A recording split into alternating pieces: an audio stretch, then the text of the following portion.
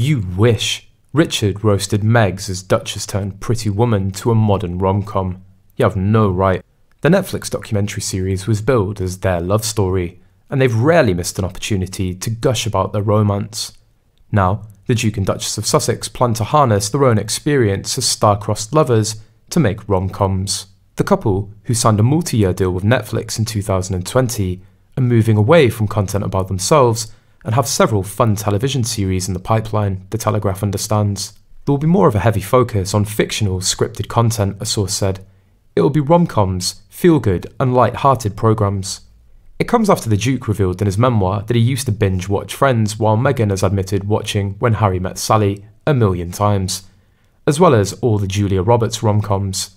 In the interview, she was filmed laughing and joking and even lying on her stomach while kicking her legs as she declared her love for rom-coms, in particular When Harry Met Sally, before adding, "Equally put Julia Roberts in anything and I'm going to be a fan." The feminist and the intellectual global campaigner seems to have moved off stage, and the body language replacement seems to be channeling Julia Roberts, who she even references as she speaks of a love of rom-coms. There is the same Roberts-style giggling laughing that is part hidden behind one hand and the gentle self-heckling facial expressions as she mimes scrolling through the TV channels at night. Remake of Pretty Woman, it'll be a woman of colour actress as the lead. Male will be eccentric young billionaire of a tech startup, or a prince, but maybe too on the nose. As for Julia Roberts and Richard Gere, when we tried to contact them to get their opinions on Pretty Woman being turned into a modern rom-com by Netflix, Richard's rep said, "They don't want this masterpiece to be distorted by today's emerging stars. They don't want to change the essence of the story and worsen the impression that has been in the audience's hearts for so many years.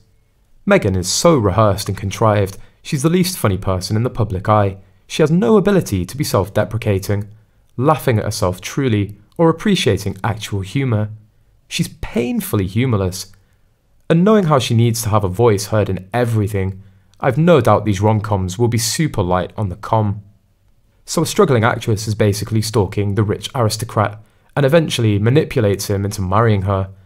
I didn't realise that this was a psychological thriller. Could we maybe change it so they don't get married, give it a happy ending?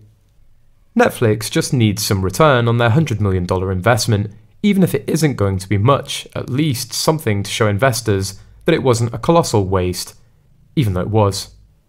Either serious documentary makers aren't prepared to have Harry and Meghan's name on their projects, compared with, say, the Obamas, they don't have the audience pull, or rom-coms are probably the only level their competence can reach, and realistically, the only genre Netflix can get some money out of from their Harry and Meghan investment, and to run out the 5-year overexposed relationship as quickly as possible.